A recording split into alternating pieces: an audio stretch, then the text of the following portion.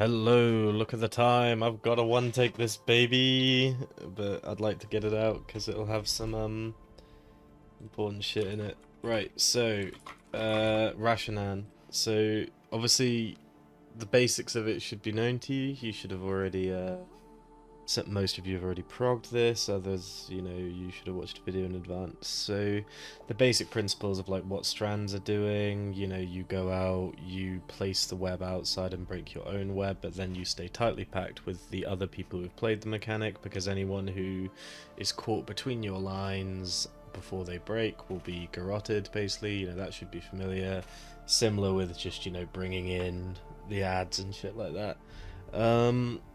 So the basic shit it should be known. I just want to quickly rattle through the fight in general, just to make sure that we kind of knock it out tonight. We'll just see whether there's actually time for you to watch it beforehand. Oh well. So the way this boss works, right, is it works on a thing of it has mechanics that are provoking you to spread and mechanics that are provoking you to group up. And by spread, I not only just mean spread out as a group and dominate space, but also you spread away from positions that you then want to pre-move for to play the strands, right?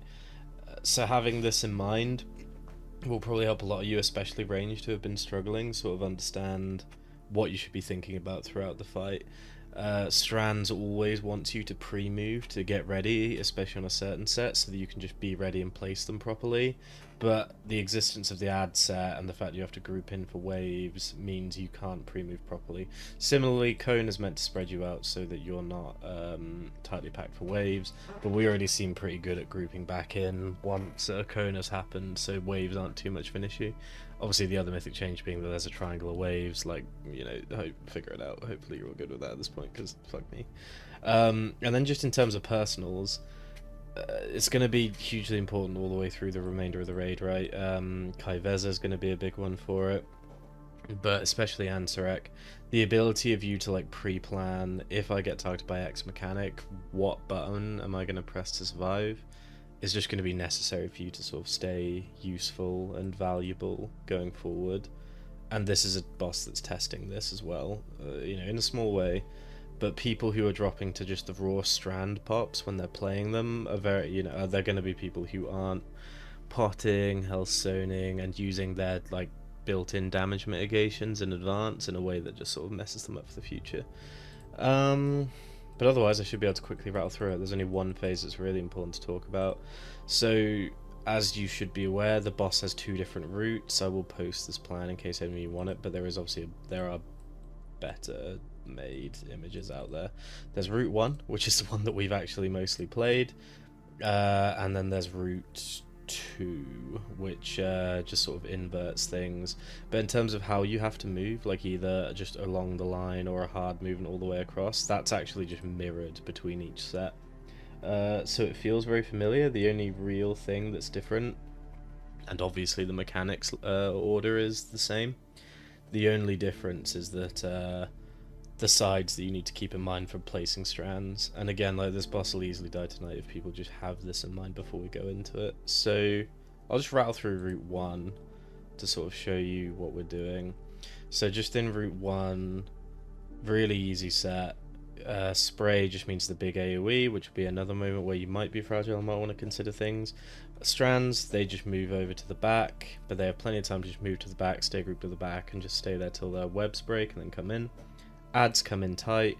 We do have an issue just in front of the boss. We do have an issue with cones going off and like sort of ripping people. That's just seriously improve on watching your feet, basically, because it does put you in jeopardy if you do get hit. Ads will force you to group though. Waves will go out and then cone following. There isn't anything too stressful here. The waves, as long as they make the thing big enough, will make things absolutely fine. The order might be slightly off it. Well, it doesn't even matter. This set, we've played it enough, we know what we're doing. We'll have a gateway that then sends us through with a raw over to position 2. Position 2 should also be very familiar. I should maybe talk a bit about the general principle of how we're playing strands. We're basically either playing towards the entrance or against a wall anytime you play strands, and you do have to all be following that rule. So on the first set, it's obviously very easy to just move towards the entrance. Second set now, we're playing against this wall on the right, where the only thing we need to keep in mind is obviously once you've played strands, you're coming back in through the back of the group rather than the side, to get in back in time for the waves that follow immediately in the set. If you come in at the side, you're just ripping ranged that are stood towards the back of our little group. Just once you've dropped your webs, snapped them, just move as a group towards the back, and let the back wave person. The best thing I could do for this is a line. The back wave person should be coming out. You guys should be clustered fairly tight so they can just move past you, bring the wave past you, and you're all safe. Otherwise, nothing too stressful. There is an overlap between ads and cone, but people aren't ripping themselves on the ads too badly, so it's fine. And then we move over Shaman movement, Druid movement, and we're over to step 3, which is easily the hardest set in either route.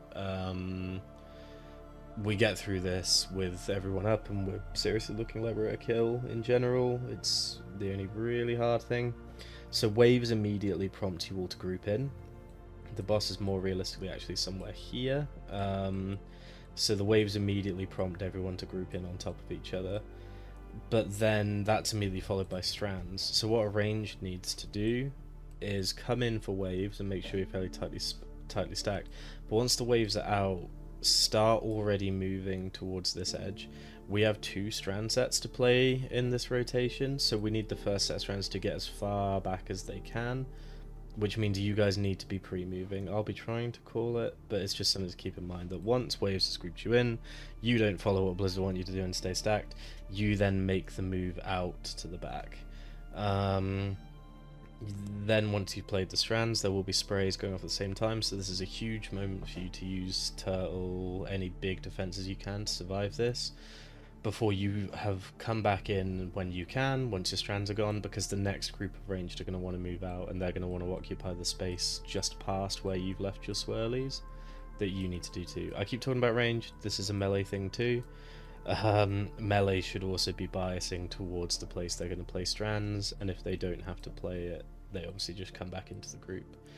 After second strands, we just have a cone and a spray, and honestly we are looking quite good once we're through that moment, where we then gateway back up and roar the rest of the raid to 3. Things again get a lot cozier after that point. We just have 1 set of strands that are played against this back wall here. There are 2 sets of ads in this set, but we have not had an issue with ads previously, so it should all be good. Shaman movement, Druid movement, over to position 5. Strands are played on the right, only 1 set again. This time it's ads into waves, into more ads again. There isn't, there's very little to say about this. As long as we're placing ads properly, we have things to help you survive the spray, you should be all good. And then finally in step 6, if we do get all the way to this point, we do need to start pre-moving for strands again, but it is literally strands into ads into spray into strands and then just death. So like we do need to still be all moving the correct way, so we want to be moving back towards the entrance, but otherwise we're just sort of desperately trying to kill the boss beforehand, so like the perfect positioning of these doesn't matter so much. It just matters that you still stay tightly grouped so you don't wipe all of us. And then for route 2, it's just the same but mirrored. This is best just shared in a raid plan. We go this way, initial strands placed at the back, this step's placed against this wall here. Third step, we're still playing against the entrance now. You're just obviously like biasing it, you're now moving right rather than left, but the mechanic set is the exact same. Bop, bop, bop, and then hopefully we've killed the boss. That's it. I will try and post this now because I really don't think it's going to actually go before raid. But just keep in mind the pre-positioning of movement, or like the pre-moving for things. On any set, it's also proven to be useful in step 2, but especially in step 3 in either set, once we're having to do this double set, which will either be played, it will always be played on the side close to the entrance. If we get through that, we should be able to monster the boss fairly quick. So yeah, Pog. Oh god, I'll see you in 18 minutes, huh?